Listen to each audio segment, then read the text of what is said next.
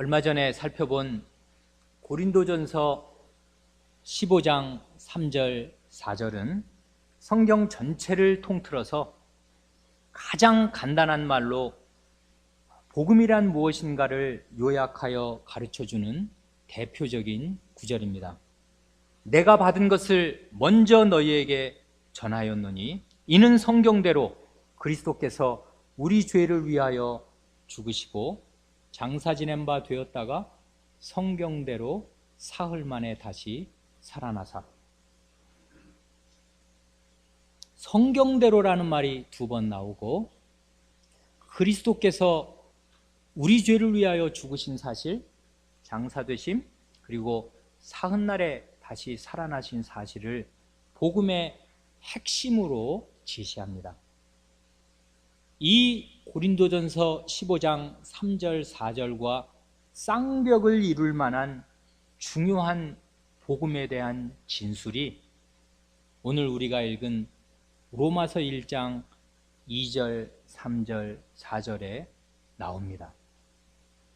그런데 먼저 주목할 사실은 지금 사도가 이미 복음을 믿고 그 가운데 서 있는 고린도 교회에 다시 복음을 전한다는 사실이고, 그와 꼭 마찬가지로 이미 복음을 믿고 교회로 서 있는 로마 교회 교인들에게 다시 복음을 전한다는 사실입니다. 그것은 로마 교회이든지 고린도 교회이든지 우리 한마음 개혁교회든지 어느 교회든지 복음을 올바로 알고 믿는 것이 그 교회가 당면한 문제를 해결하고 나아가는 지름길이기 때문입니다. 시간이 허락하는 대로 오늘 로마서 1장 1절부터 한 절 한 절 보겠습니다. 로마서는 바울 사도가 쓴 편지 가운데에서도 가장 정교한 언어로 쓰여진 가장 아름다운 서신입니다. 그러니 그 한말 한마디가 과연 사도의 권위를 절절히 느끼게 해주는 말들이어서 어느 말 하나도 허투루 간과하거나 지나칠 수가 없는 그야말로 핵심 중에 핵심적인 말들을 담아서 이 수를 놓듯이 한 절 한 절을 써나간 것을 알게 됩니다. 1절입니다. 예수 그리스도의 종 바울은 사도로 부르심을 받아 하나님의 복음을 위하여 택정함을 입었으니.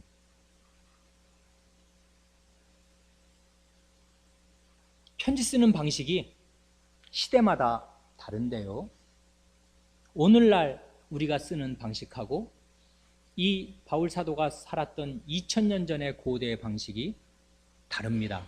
가장 크게 다른 점은 우리는 요즘에 편지를 쓰려면 맨 처음에 목사님께 편지를 드리면 아무개 목사님께 하지요? 내용이 있지요? 그 다음 맨 마지막에 누구누구 올림 이렇게 하지요?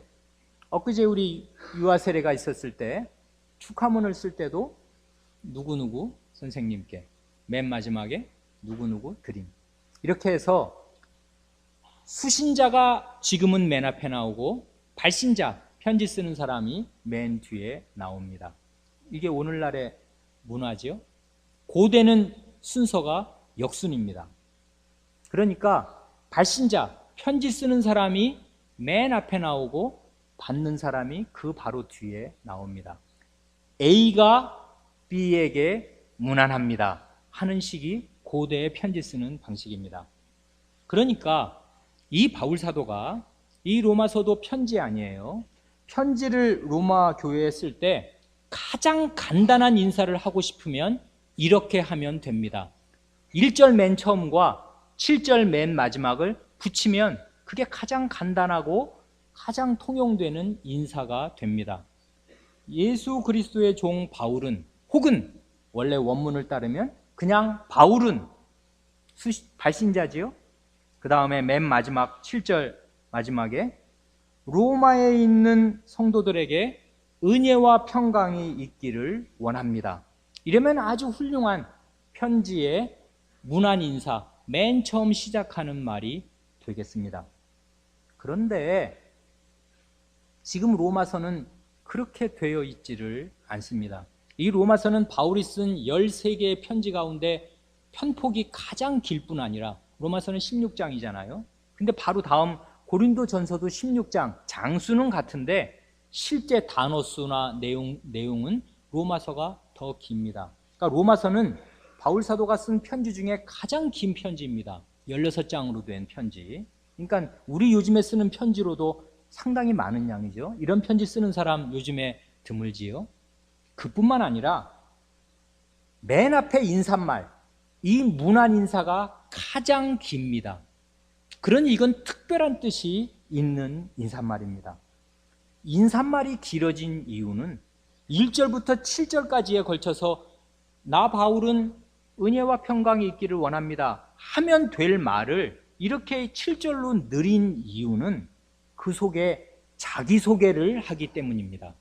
그런데 중요한 것은 그 자기소개 속에 복음이 무엇인가를 압축적으로 요약해서 진술하기 때문에 이 인사말이 이렇게 7절이나 걸치도록 길어진 것입니다. 바울 사도가 로마 교회에 보내는 이 편지에서 이례적으로 아주 길게 자기소개를 상세히 하는 이유가 없는 것이 아닌데요. 그 이유는 이 로마 교회가 자기가 세운 교회가 아니기 때문입니다. 그리고 이 편지를 쓸 때까지는 아직 방문한 일도 한 번도 없기 때문입니다. 그러니까 혹시 로마 교회 교인들은 바울 사도에 대해서 소문으로는 들었는지 몰라도 한 번도 얼굴을 본 적이 없고 그분의 말과 강서를 들어본 일이 없습니다. 그런데 이분은 사도입니다.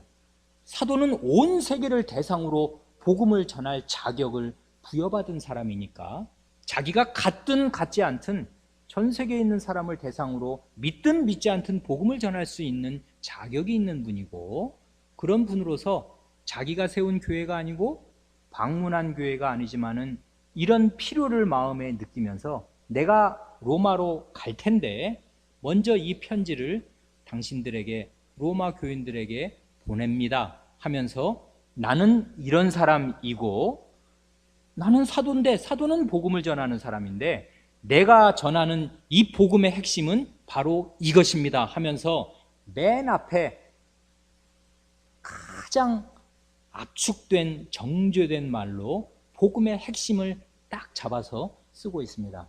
그러다 보니 이 서론 이건 뭐 논문이 아니니까 서론이라고 할 수가 없고 문안 인사가 이렇게 길게 된 것입니다. 그러니까 우리는 이 문안 인사에 주목하는 것이 아니라 바울이 자기를 소개하면서 복음을 이야기한 그 핵심이 무엇인가를 잘 간취하는 것이 우리의 목적이니까 이런 배경 설명을 드린 것입니다. 1절에서 바울은 자기를 어떻게 소개합니까? 먼저 예수 그리스도의 종이라고 소개하고 그 다음에 사도로 부르심을 받았다 해서 나는 사도라 이렇게 소개합니다.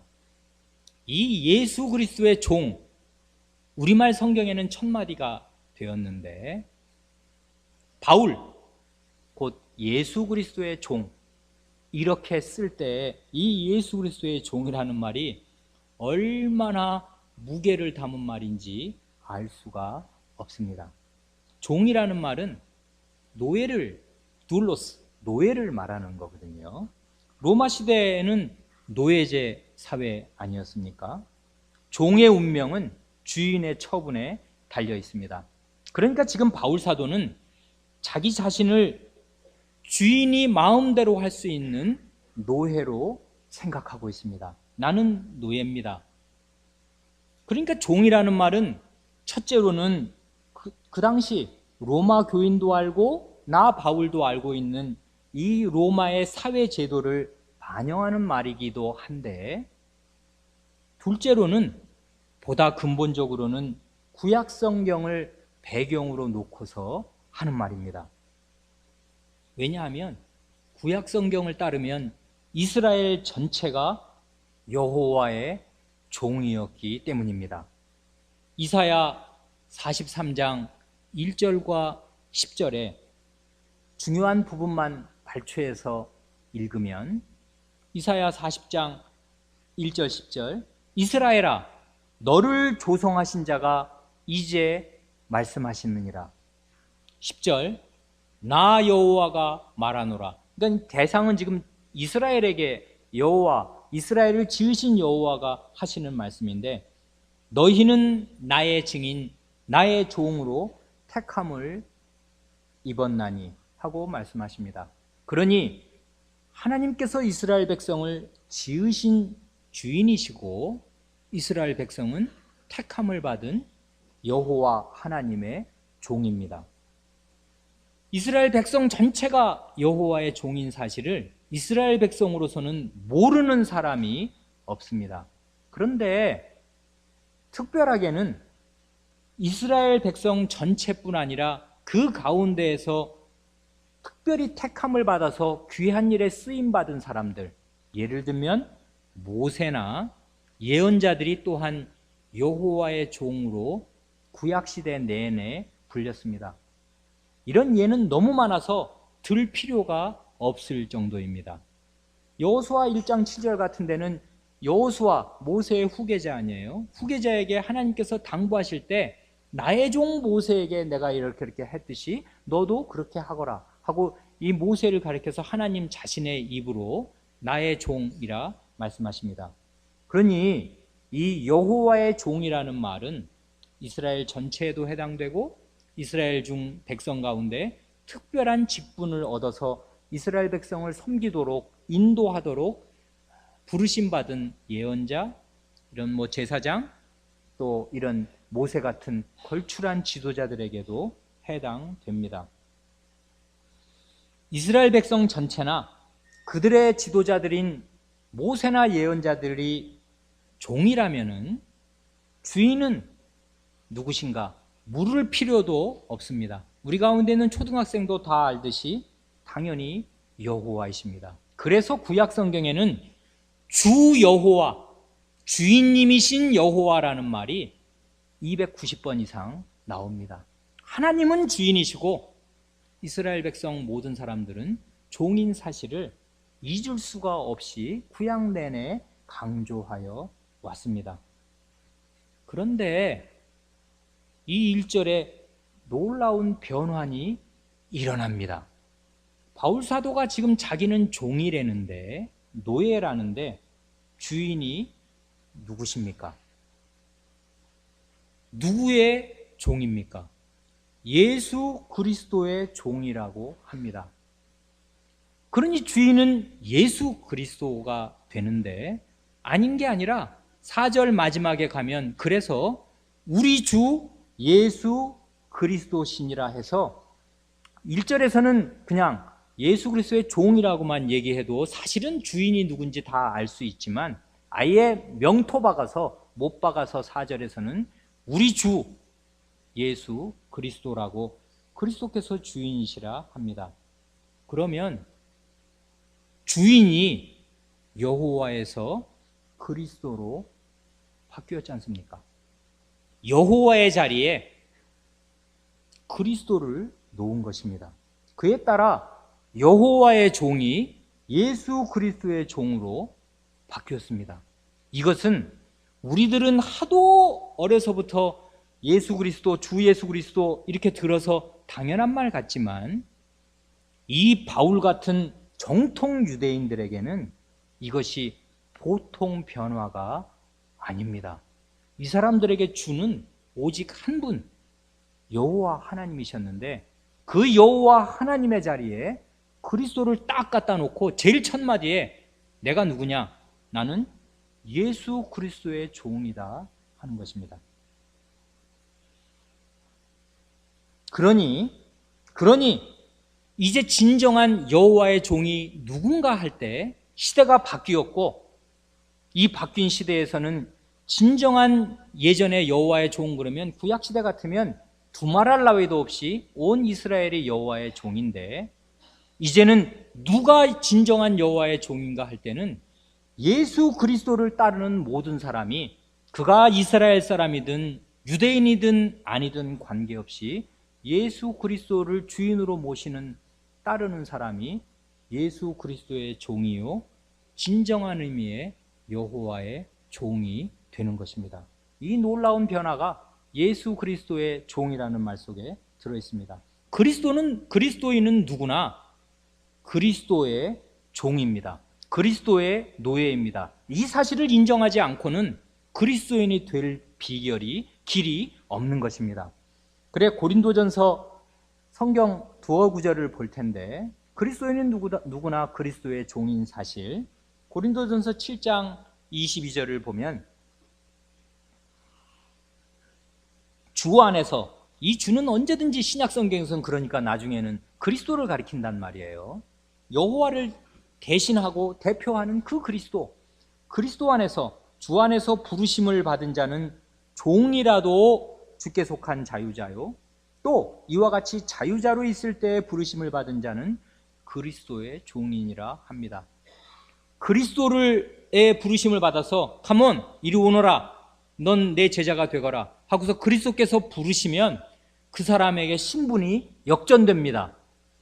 종인데, 그 당시는 노예제 사회니까 자유민이 있고 종이 있잖아요. 자유민은 그리스도의 종이 되고, 종이었던 노예는 그리스도 안에서 자유민이 됩니다. 자유를 얻어요. 사회적으로 가면야 여전히 종이지만 그리스도 안에서는 자유인입니다. 근데 나는 누구의 종된 적이 없는 자유민인데 나는 종이 아니야, 이러는 사람도 그리스도께 부르심을 받으면 그리스도가 주인이시고 그는 그리스도의 종입니다. 이 사실을 인정하지 않고서는 그리스도인이 될 길이 없습니다. 종은 언제든지 주인의 처분에 따르는 사람이고, 그의 생사 여타를 주인이 좌우하는 사람입니다. 이게 예수 그리스도의 종입니다. 에베소서 6장 6절을 보면 종들에게 하는 말이, 눈가림만 하여 사람을 기쁘게 하는 자처럼 하지 말고 그리스도의 종들처럼 마음으로 하나님의 뜻을 행하여 합니다. 이건 진짜 노예들인데, 노예들에게 눈가림, 딴 노예들은 언제든지 주인이 볼 때만 일하지 않냐, 평생 노예니 아무 희망이 없으니 그렇게 일하지만 너희들은 마음 눈가림만 해서 사람을 기쁘게 하는 사람처럼 그렇게 종 노릇하지 말고 그리스도의 종들처럼 마음으로 하나님의 뜻을 행해서 그 일을 성실하게 하라고 말합니다. 그러니까 그리스도인은 신분이 노예든 자유민이든 다 그리스도의 종입니다. 그리스도의 종이 가지는 가장 중요한 삶의 자세는 무엇입니까? 그것은 자기 주인께 충성을 다해서 주인을 기쁘게 하는 것입니다. 이런 종의 태도를 바울 사도 자신이 갈라디아서 1장 10절에서 이렇게 표현합니다. 이제 내가 사람들에게 좋게 하랴 하나님께 좋게 하랴, 사람들에게 기쁨을 구하랴, 내가 지금까지 사람의 기쁨을 구하는 것이었다면 그리스도의 종이 아니니라. 그리스도의 종이라면 사람들에게 좋게 할 것인가 하나님께 좋게 할 것인가의 갈림길에서 언제든지 자기 주인이신 하나님을 좋게 하는 것이고, 사람들한테 기쁨을 구할 것인가 하나님에게서 오는 기쁨을 구할 것인가 할 때 언제든지 하나님께로 오는 기쁨을 우선적으로 고려해야 그가 그리스도의 종이고, 그렇지 않고 직장 생활을 하든 가정 생활을 하든 교회 생활을 하면 그 사람은 그리스도의 종으로 사는 것이 아닙니다. 사도는 이렇게 맨 처음에 아주 의미심장한 말로 예수 그리스도의 종 바울이라는 말로 시작하는데, 바로 이어서 두 번째로 자기는 사도로 부르심을 받았다 합니다. 자기를 사도라고 합니다. 사도라는 말을 우리가 대개 아는데, 이 말의 뜻을 크게 정리하면, 간단하게 정리하면 세 가지입니다. 첫째로, 그리스도께서 친히 부르시고 사도로 위임하신 사람이 사도입니다. 부르심, 소명, 이 임금이 부르는 걸 소명이라고 하잖아요, 한자어로. 소명이 있어야 사도입니다. 임금이 불러주시지 않으면 그 사람은 제 아무리 잘난 것이 많아도 사도는 아닙니다. 부르심이 있어야 합니다. 그러니까 사도는 자임하는 것이 아닙니다. 내가 스스로 내가 사도다 하는 것이 아니라 주인님이 불러주시고 그 왕이 불러주신 분이 사도입니다. 둘째로는 예수님의 부활을 목격한 증인이 사도입니다. 예수님의 부활을 목격한 모든 사람이 사도가 되는 것이 아니라 사도가 되는 최소 요건이 예수님의 부활을 보아야 한다는 것입니다. 셋째로는 주님의 권위를 가지고 복음을 전파하도록 주님 자신이 보내신 사람입니다. 그래, 이 사도라는 말의 원래 뜻이 보내심을 받은 자라는 뜻입니다. 이 보내신다는 말, 주인이 보내신다는 이 말이 요한복음 전체의 가장 중요한 주제 중에 하나잖아요. 이 말은 전권 대사를 말하는 것입니다. 어느 나라에 대사를 파견하면 그 나라 임금이나 대통령의 권한을 주어서 보내는 것이니까 그 대사는 대단히 권위 있는 자리 아닙니까? 마찬가지로 사도는 주님이 먼저 부르시고 이리 와 한 다음에 이제 가, 부르시고 보내시는 일, 이게 사도의 핵심입니다. 주님이 부르시고 주님이 보내십니다. 보내실 때는 그냥 거저 맨손으로 보내시는 것이 아니라 주님 자신의 권위를 입혀서 보내십니다. 그러니까 부르심과 보내심, 주님의 소명과 주님의 파견, 파송, 이것이 사도의 핵심입니다. 그러니 소명을 받은 사도, 부르심을 받은 사도는 하나님께서 직접 권위를 부여하십니다. 이 사실을 무시하고 로마서를 100번을 읽어도 아무 유익을 얻지 못할 것입니다. 현대 신학자들처럼. 로마서는 사도로서 쓴 편지이고 사도는 하나님의 전권 대사이기 때문에 사도의 말은 곧 하나님의 말씀입니다. 이제 우린 두 가지 바울 사도가 자기를 소개하는 말을 살펴보았는데, 하나는 종이고 하나는 사도입니다. 종은 겸손함을 표시하는 거지요. 내 처분은 주인님께 달려있는 나는 그런 신분이 올시다 하는 겸손이고, 이 종의 신분은 모든 일반 신자와 다 공유하는 신분입니다. 우리 예수 그리스도를 따르는 사람은 누구나 다 예수 그리스도의 종이라고 자기 스스로를 생각하니까요.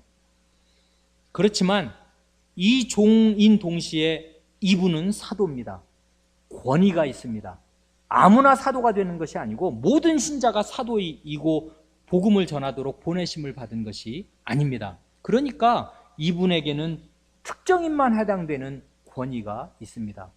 이 바울 사도의 의식에는 이러한 종과 사도의 의식이 균형을 이루고 있습니다.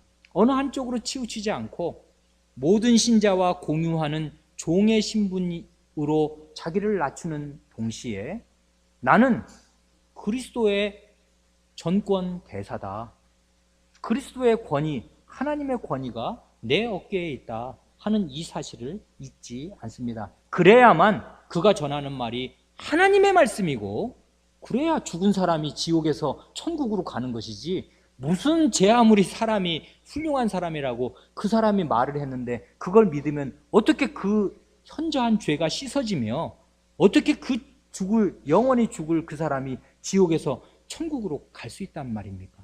그러니 이 사도의 권위는 하나님의 권위가 아니면 안 되는 것입니다. 죽은 사람이 살아나야 되기 때문에 그렇습니다. 그 다음 말이, 사도가 하는 말이 하나님의 복음을 위하여 택정함을 입었다 합니다. 하나님의 복음이라고 합니다. 바울 이 사람이 사도로 부르심을 입은 목적은 하나님의 복음을 전하기 위함입니다. 하나님의 복음이라는 말은 이 복음의 두 가지 면을 잘 나타내 줍니다. 하나는 복음의 신적인 기원이고요. 이게 어디서 왔나 하는 것이고, 또 하나는 이 복음이 가진, 바울 자신이 전하는 복음이 가진 권위의 출처를 말해줍니다. 먼저 신적인 기원, 복음은 하나님께로부터 온 기쁜 소식입니다. 사도가 만들어낸 것이 아닙니다. 복음의 출처는 하나님 자신 이외에 어느 누구도 아닙니다. 그러니 이 복음은 문자 그대로 하나님의 복음입니다. 내가 전하는데, 사람 내가 전하는데 이게 하나님의 복음입니다. 그러니 그 시간에 하나님이 말씀하시는 것이고, 하나님이 직접 말씀하시는 것과 권위와 효과에서 아무런 차이가 없습니다. 바울 사도는 그것을 알고 있었습니다. 하나님의 복음을 위하여 내가 택정함을 입었다 합니다. 그러니 이 복음은 하나님의 권위가 그대로 묻어있는 복음입니다. 지금 바울 사도가 요 1절, 이 간단한 말에서 얼마나 균형 잡힌 진술을 하는가를 잘 생각해 보시기 바랍니다. 바울 사도는 지금 사도로서 자기가 전하는 복음의 합법적인 권위로서 두 분을 들이댑니다. 예수 그리스도와 하나님, 성삼위 하나님 가운데 두 분, 나는 예수 그리스도의 종이요 예수 그리스도의 사도로서 하나님의 복음을 전한다. 자기가 전하는 복음 배후에 계신 두 어마어마한 분, 예수 그리스도와 하나님, 하나님과 하나님의 아들을 자기가 전하는 복음의 배후로 이렇게 제시합니다. 그러니 이 1절 말씀이 자기 얼굴을 못 보고 자기가 한 번도 가지 않은 로마 교인들에게 자기를 소개하는 말로 얼마나 적절한 말인지 알 수가 없습니다. 바울은 예수 그리스도의 종이요 예수 그리스도의 사도로 하나님의 복음을 전하는 사람입니다. 우리도 그런 사실을 알고 이 바울이 하는 말을 한마디라도 들어야 그것이 하나님의 복음이 되는 것이지, 그런가 보다 하고 이 책을 읽고 다 외운들 그게 무슨 소용이겠습니까? 그런데 또 하나 이 1절에서 바울 사도의 놀라운 균형이 발견됩니다. 1절에서 바울은 사도와 복음을 딱 묶어서 제시합니다. 그렇잖아요? 사도로 부르심을 받은 것과 하나님의 복음을 위하여 택정함을 받은 것이 같이 갑니다. 한마디로 사도와 복음은 하나로 묶여 있습니다. 사도가 없는 복음은 없는 것입니다. 또는 복음 없는 사도는 없는 것입니다. 내가 사도라는데, 그리스도가 나를 보내셨다는데 그가 전하는 말이 그리스도의 복음이 아니라면은, 하나님의 복음이 아니라면은 그는 사도일 것이 없습니다. 그러니 반드시 사도는 복음을 가지고 있어야 사도이고, 또 복음은 사도로부터 나옵니다. 그러니 지금 하늘에 올라가서 예수님 만나고 싶겠지만은 예수님의 입에서 하나님의 말씀, 하나님의 복음을 들을 수 있는 것이 아닙니다. 사도의 입에서 듣습니다. 그러니 사도와 복음은 이렇게 이 1절에서처럼 단단히 묶여져 있습니다. 그러니 사도가 지금 로마 교회에 편지를 쓸 때 대피를 시켜서 받아 적게 할 텐데, 한마디 한마디를 부를 때 이분은 과연 성신의 충만함을 입어서 만대 교회에 올 복음을 전하는 그 사도로서 지금 이 말을 하는 것입니다. 그러니 어느 말 한마디가 이 태산보다 가벼운 말이 없고, 이 말 한마디 한마디가 사실은 우리 구원의 복음이 됩니다. 이 말의 무게를 잘 알고 그 말을 잘 믿고 받아들일 때 우리는 이 사도의 말을 하나님의 복음으로, 예수 그리스도의 사도의 복음으로 받게 됩니다. 2절입니다.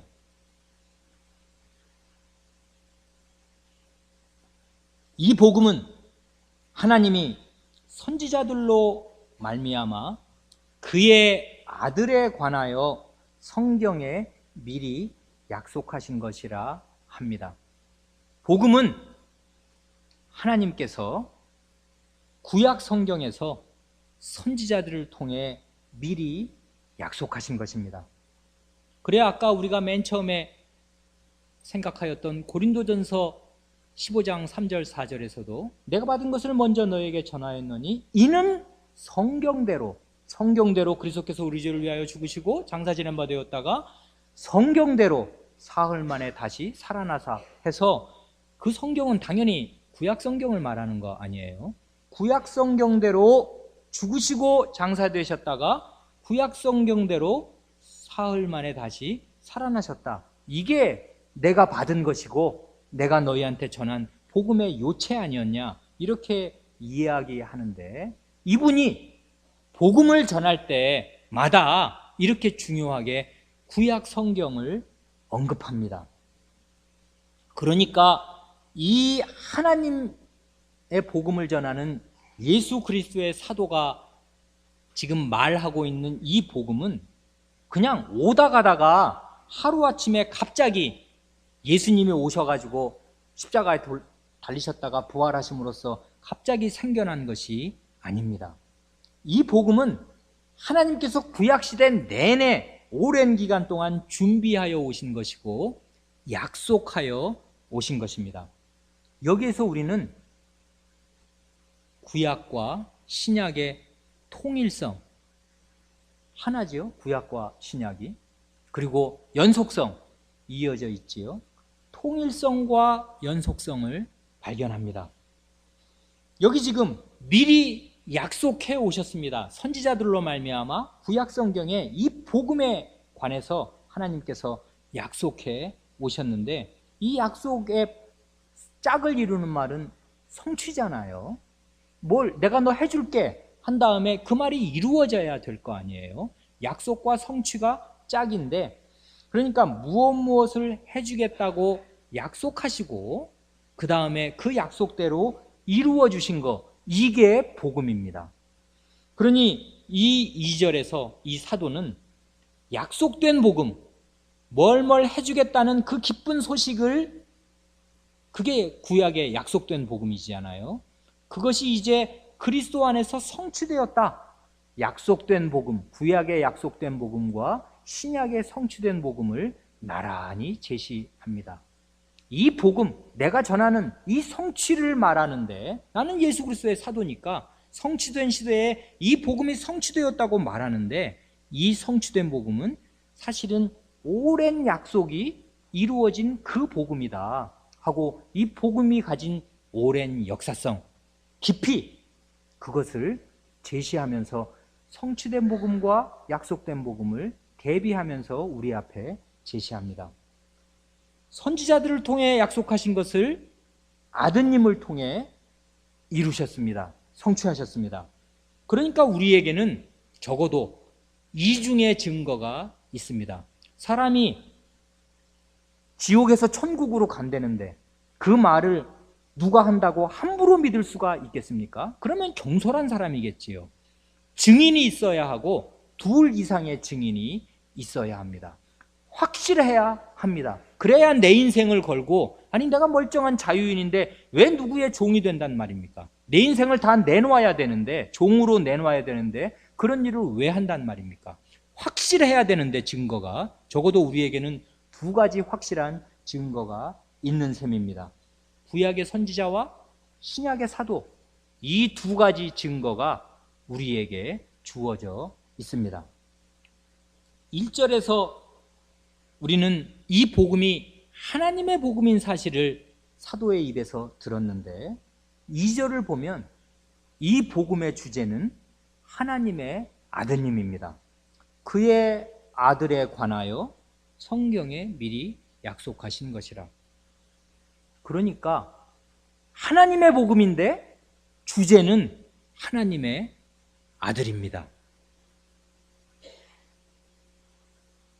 1절에서도 예수 그리스도의 사도, 하나님의 복음 해서 예수 그리스도와 하나님을 나란히 사도가 제시했는데 2절에 가면 이 복음이란 말이지요, 하나님이 자기 아들, 그의 아들에 관해서 약속하신 거야 해서 하나님과 하나님의 아드님이 다시 한번 리바이벌 돼서 나란히 제시됩니다.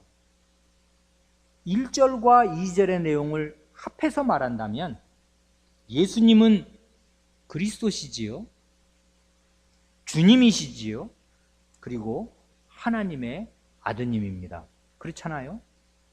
이게 복음의 핵심 내용이고 신앙 고백의 핵심 내용 아닙니까?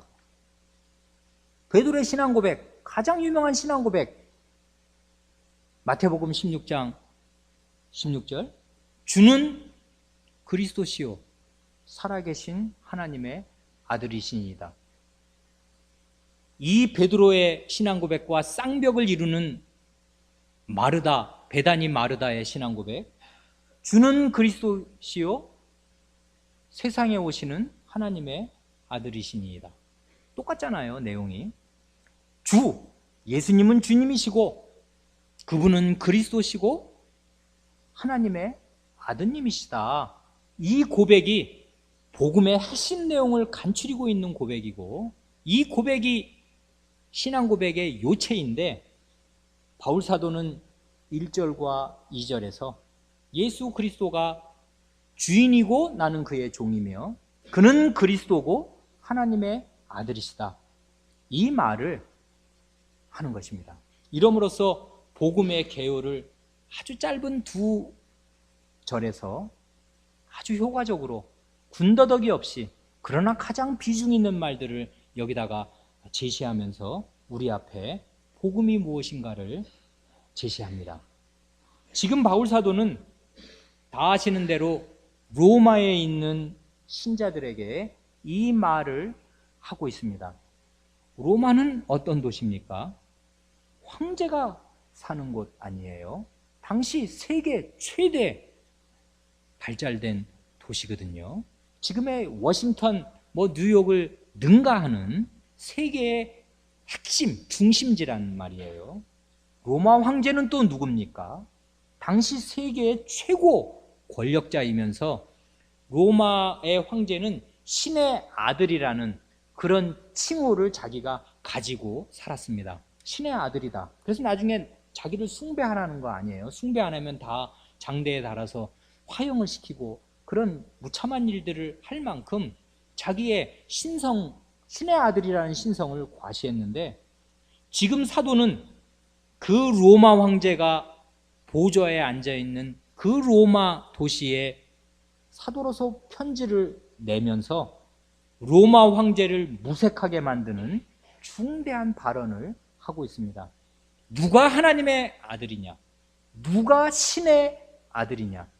로마 황제가 아니라 내가 종으로 섬기는 그분, 예수 그리스도, 그분이 나의 주인이실 뿐 아니라 그분이 하나님의 아드님이시다.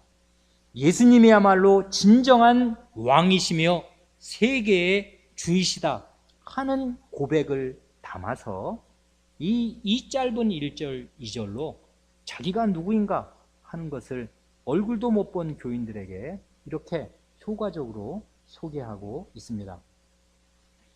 우리는 바울 사도처럼 예수 그리스도의 종으로 살아갑니다. 우리의 주인은 오직 예수 그리스도 한 분뿐입니다. 그리스도의 종들로서 우리는 사람들에게 좋게 할 것인가, 하나님께 좋게 할 것인가, 이 기로에 늘 서게 됩니다. 사람들에게 기쁨을 구할 것인가, 사람들의 칭찬을 받고 싶은가, 하나님께로부터 오는 기쁨을 구할 것인가, 하나님의 칭찬을 받을 것인가 하는 기로에 설 때마다 우리가 누구인가를 기억하여야 할 것입니다. 사람들에게 좋게 하고 사람들에게 칭찬과 기쁨을 구하였다면 우리는 그리스도의 종이 바울 사도의 말대로 아닙니다. 그리스도의 종은 그리스도의 기쁨과 그리스도의 칭찬만을 주인의 눈을 바라보면서 살아가는 사람이 그리스도의 종입니다. 또한 우리 모두는 바울 사도처럼 일평생 하나님의 복음을 전하도록 사도로 부르심을 받은 것은 아닙니다. 사도시대, 사도들이 1세대에 1세기에 가고 난 이후에 이 세상 사람 어느 누구도 사도로 부르심을 받은 사람은 세상에 하나도 없습니다. 그런데 이 사도가 과연 우리의 사도입니다. 그래서 이 사도로서 전한 이 복음의 말 한마디 한마디를 볼 때 우리는 이건 정말 하나님의 말씀이다. 사도의 권위를 태산보다 더 무겁게 느끼면서 야, 이 말은 사람이 적은 말이 아니고 사도, 하나님의 사도가 적은 말이다 하고 권위 있는 하나님의 말씀으로 우리가 능히 받을 수 있는데 만대교회의 터전으로서 우리가 받습니다. 그러나 우리는 비록 이 바울처럼 사도로 부르심을 입어서 하나님의 복음을 전하도록 특정함을 받은 사람은 아니지만은 하나님의 복음을 위하여 살아가도록 부름받은 것은 똑같습니다. 그래서 성도로 부르심을 받았다고 7절에 말하지 않습니까? 성도로 부르심을 받아서 거룩한 이 물이라는 말이 하나님께 속한 물이라는 말 아니에요. 거룩은 오직 하나님께만 속한 속성 아니에요. 이 세상에서 나와서 하나님께만 속한 사람이 되도록, 하나님 자신의 것이 되도록, 하나님만 기쁘시게 하는 사람이 되도록 부르심을 받았으니 이 하나님의 복음에 합당하도록 사는 면에서는 바울 사도나 우리나 하등 다를 것이 없습니다. 그러므로 우리는 이 사도가 전한 하나님의 복음을 잘 받아야 할 것입니다. 그러기 위해서는 첫 번째로 해야 할 일이 하나님께서 선지자들로 말미암아 그의 아들에 관해서 구약 성경에 약속하신 내용이 무엇인지를 근실하게 잘 배워야 할 것입니다. 그것이 하나님의 복음을 위하여 사는 삶의 첫걸음이 될 것입니다. 그 일을 잘 하기 위해서 우리는 요즘 매주 주일 아침 성경 공부 시간에 구약과 신약을 아주 조금씩 겨우 하루에 한두 장씩 닭 물 마시듯이 모이 먹듯이 조금씩 읽고 있습니다. 아이들이 성경을 읽고 있는데 어른이 읽지 않는다면 부끄러운 일이 아닐 수 없습니다. 자녀가 성경을 읽고 있는데 그 부모가 자녀와 함께 자녀를 따라서 자녀보다 앞서서 성경을 읽지 않는다면 구약 성경 선지자들로 복음의 그 아들에 관하여 미리 약속하신 이 말씀을 눈여겨 읽지 않는다면 그는 그리스도를 발견할 길이 없을 것입니다. 하나님의 준비를 싸그리 무시하는 것입니다.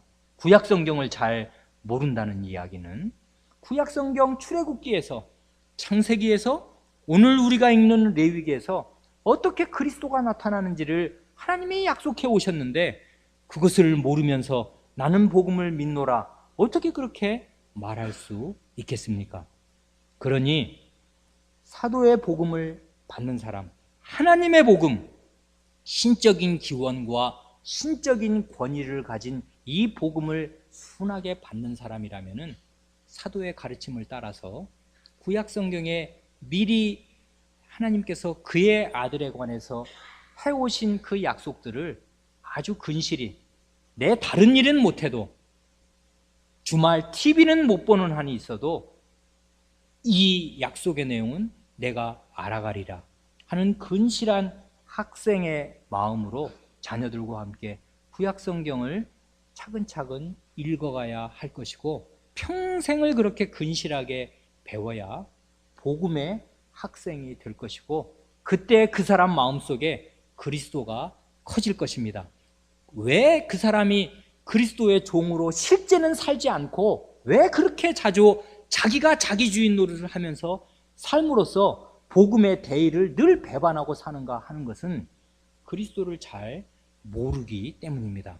우리 주 예수 그리스도라는 말이 무슨 무게를 지녔는지가 아직 그의 마음속에서 확고하게 자리 잡지 않았기 때문이고 구약과 신약 성경, 약속된 복음과 성취된 복음에 무지하기 때문입니다.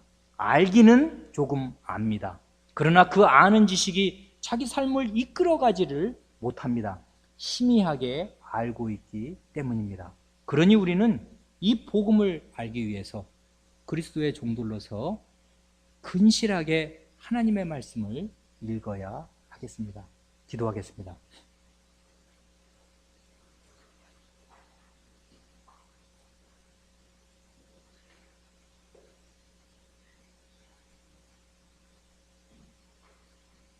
하나님 아버지, 저희에게 바울 사도와 같은 권위 있는 예수 그리스도의 사도요, 예수 그리스도의 종이요, 하나님의 복음을 전할 사도를 세워주심을 감사드리옵니다. 이것이 바울 자신을 위한 것일 뿐만 아니오라.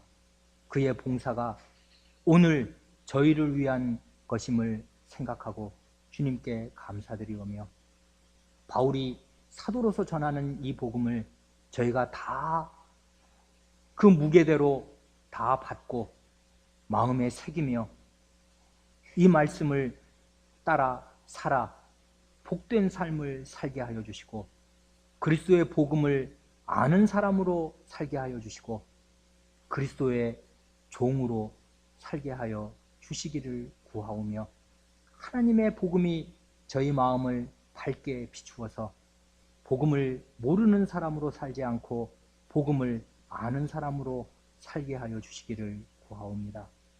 오늘 저에게 하나님의 말씀을 가르쳐 주셨듯이 계속 저에게 은혜를 베풀어 주셔서 바울 사도가 로마서 1장 3절 4절에서 선포하는 그 복음의 핵심을 성신님 저의 마음을 열어주셔서 저희 모두가 한 사람도 빼놓지 않고 복음의 비밀과 핵심을 이해할 수 있도록 저희에게 복음을 가르쳐 주시기를 구하옵니다. 구주 예수 그리스도의 이름으로